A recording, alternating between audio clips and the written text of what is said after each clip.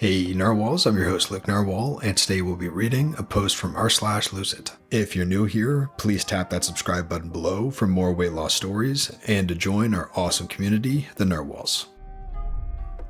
Skinny people eat less. It's why they're skinny. Why is this a revelation? Backstory.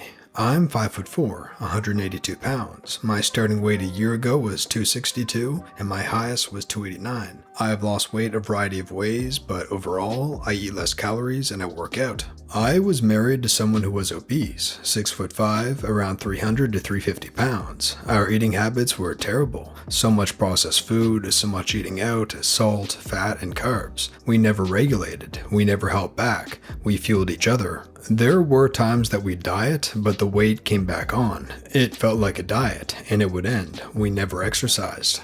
And for the life of us, we couldn't figure out why we were fat. We would talk about how everyone eats out, which is true. A small percentage of people actually work out, which is true. We blame genetics, which plays a huge role in how our bodies work. All of that is true. But none of it was actually true. I've since gotten divorced and moved in with someone who is a healthy weight. He's 5'10" and 140 to 145 pounds. He eats fast food, but he doesn't eat a meal, and extra sandwiches. He eats 2 cheeseburgers. He also doesn't eat out constantly. He doesn't work out consistently, but he does go to the gym. He has a high metabolism. He struggled to keep weight on, and that's just unfair, lol, but I digress. I've watched his eating habits and it has been so eye-opening. Seeing someone who has a healthy relationship with food, who isn't controlled by it, who doesn't revolve around it, is insane. I've never been around someone like this, and it's been really difficult. I realize how toxic my relationship with food is and always has been. I assume skinny people ate like me. They were lucky.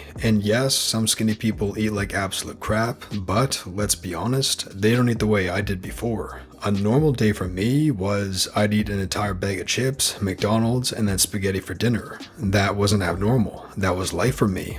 I also have to work hard to lose weight and stay fat. I am still obese, but I've lost over 100 pounds. I eat fast food, I go out, I eat ice cream, chips, all of it. But I eat way less of it.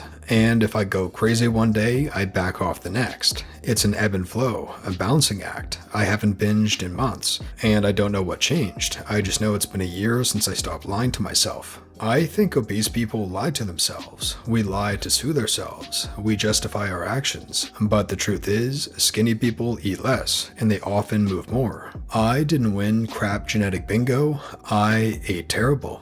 It's odd this feels like a revelation, but it does.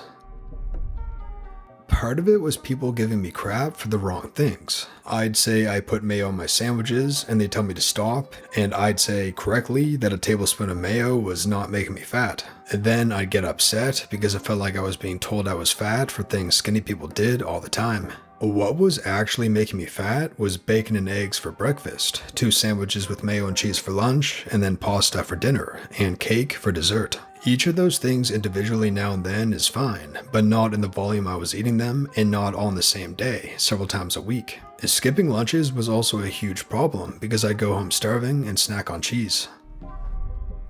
It's so hard to keep in mind that we all have different calorie needs. My husband is a nightmare with food, and I'm having to really try hard to detach from his poor food behaviors because it's so easy to just go along with it, and I can keep up with him meal for meal. But I'm short, and he's kind of tall, so it does me no favors. I can smell curly fries for his dinner in the oven this very second, and I'm going out for a walk. It's so difficult, but I must detach and focus on how best to meet my own goals. This reminds me of when I had an obese friend who later became my roommate. We'd go out to eat and I'd finish my meal and she wouldn't be able to. We'd go drinking and I'd down 3 margs and she'd have a vodka soda. She always told me she didn't know why she was so overweight. Even though I was about 30 pounds fatter than I wanted to be, she would tell me that I had good genes, and I'd agree that I ate and consumed way more than her. Then we became roommates, and I saw that she ate huge portions of bacon and eggs and potatoes every morning, while I usually skip breakfast. She was constantly snacking and drank full-calorie soda. We'd get lunch, and again, I'd finish my whole meal, and she wouldn't. But by the time we got home, she'd be looking in the fridge for a snack. I am by no means food shaming or judging her. It was just interesting to see those poor habits firsthand compared to mine. It also helped me realize that my ultra skinny friends that I envied were not lucky or blessed with good genes, and just eating better than me, which made me buckle down and lose my weight. I think that this is a pretty common way of thinking, not just about weight, but in general. It's the same thing when people assume that smart people are just naturally intelligent, rather than that they put in a lot of work to get to where they are, and the way rich people assume poor people are lazy, rather than that they had very different circumstances growing up that made things much harder for them. I think most people just tend to assume others are more or less the same as them, so don't feel dumb for just having this revelation. I also think there's a cool girl image promoted by Hollywood, where the skinny girl is also the one who eats cheeseburgers and milkshakes. Certainly, that may be true for a small percentage of those women, but I know that the vast majority of those women eat very carefully and exercise off every calorie that goes into their body. The bodies that wear the clothes we're all supposed to want to buy are mostly the result of hard work. So that was part of the difficulty for me. I can be the cool girl who eats cheeseburgers and milkshakes, but I will pay for it on the scale. There was a disconnect for me in the images I was seeing promoted and the stories these women were telling, or the only ones I was hearing about how they achieved that look. So I just assumed that I was the outlier instead of the smaller percentage of women that can get away with that. One of my revelations around food recently was how many calories are in huge quantities of vegetables. Example, zucchini. A pound of them is around 70 calories. And how many are in small foods? A 200-calorie bar of chocolate, looking at you. It's changing my eating habits at the moment, aiming for just large amounts of filling veggies. It's worth noting that it doesn't even take that many calories to make a huge difference. The difference between an average 5'4" moderately active woman maintaining at a healthy weight, 22.75% BMI, and being obese, 30% BMI, is only about 300 calories per day. Which is why it's so freaking critical for me to count calories and add exercise into the calories out mix. I'm 5'2", and at my goal weight, my sedentary total daily energy expenditure will be about 1350 calories. It's so easy to eat at 1600 calories instead and balloon right up if I'm not paying close attention. When I started watching what I eat in a day on YouTube of girls that are already fit, I was in shock because most of them ate extremely healthy and cooked every meal and didn't overeat. And they had good tasting food and even desserts. The only thing they didn't do was eat fast food. Then I came to a realization that a lot of people who are naturally skinny are just skinny because they don't eat like crap 95% of the time. Every once in a while, sure, but they get right back on to eating healthy the next day and actually enjoy it.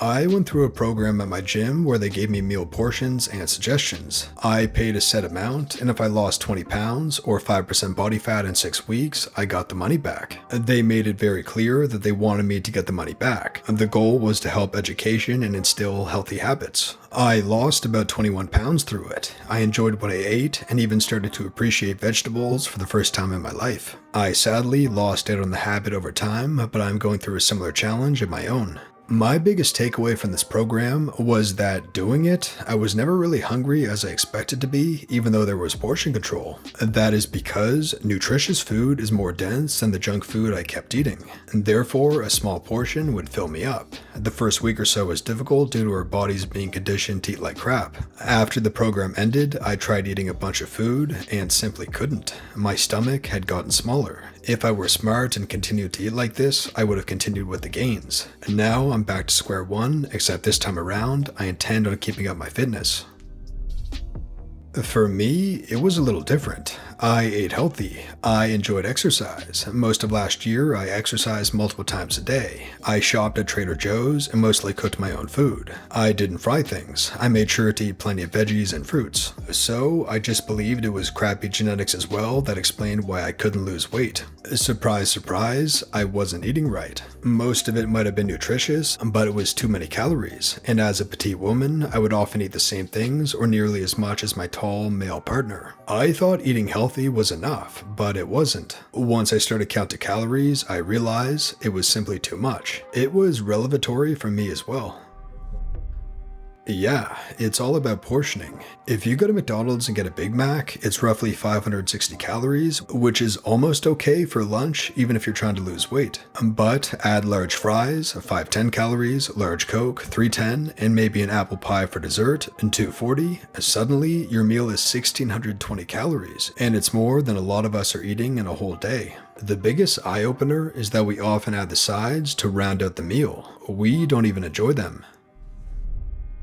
Sometimes I wonder if people who have always been thin don't enjoy food as much as people who struggle with weight. Like, do our taste buds explode with joy over salt and vinegar chips in quite the same way? In the past few years, I've gone from a size 10, 12 to a 0. Hooray! But I was a size 16 at my heaviest. Even now, I struggle daily with cravings and looming binges. It's one of those things where once I allow that part of me to come out of hiding, I search the kitchen for all those things I'd been wanting that I ate less of or didn't eat at all. I swear, my eyes roll in the back of my head once the chip, cookie, Triscuits, yeah, I don't know why, a paneer, tikka masala, etc., and touches my tongue, and I become ravenous. My sister-in-law has always been very thin, and I've been watching her closely for the past few years. She doesn't seem to get much joy from food. It doesn't seem to tempt her in the same way. She can put food on a plate and not go back for thirdsies. It just makes me wonder if there's some fundamental difference in the way our taste buds taste food. I have lost 220 pounds by eating healthy, tracking my macros, taking the correct supplements according to my doctor, and cutting out processed food along with moderate activity as much as possible. It took 2 years, but I've learned a lot about how to eat with better choices and better portions. I feel like I eat all the time, but it's stuff like a handful of almonds or yogurt or oats instead of ice cream. The problem with weight loss is we want instant gratification, but this stuff takes time. It comes off, then you plateau. It sucks to say the least, but the key, at least in my experience, is listening to your body and deciphering if you are hungry or bored, tracking everything and being honest with yourself. And cheat days don't exist. Make a commitment and stick to it for good. I was 400 pounds and now I'm 180. It was tough, but the world is just not built for big people. And good luck to anyone that is on their journey. Address this question to yourself if you are having trouble. Why am I relying on food for comfort, stress, or anxiety? Address past traumas so that you can be satisfied and fulfilled once you've reached your goals. Outside change is great, but inside is even better. And that brings us to the featured narwhals of the day from our Reddit community. To join our Reddit community, just open the description below. Also, don't forget to give this video a thumbs up and subscribe for more weight loss stories, and to join our friendly community, the Narwhals. Georgie says, a quarantine treating me good. A female 21, 5'3", started the year at 165 pounds, now down to 132. Still have another 10 to lose, but just wanted to say, a Sika works. When you feel like giving up, keep going. You will succeed. For Apology says, I hated my body growing up. Now I love being active and healthy food. I can't imagine going back to not working out and putting crap into my body 24/7.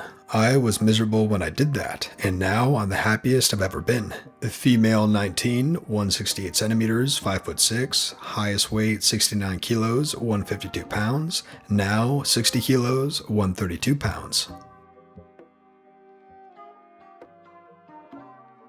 Janet says, non-scale victory. This skirt is a size 12, and when I got it at the start of the year, I remember it being almost tight on me, and now it's super loose, and I can fit into a size 4. 40 plus pounds down, by the way. Thanks for sharing, featured narwhals. If you enjoyed this video, be sure to subscribe for more weight loss stories, and to join our friendly community, the Narwhals. Thanks for watching, narwhals, and I'll see you in the next one.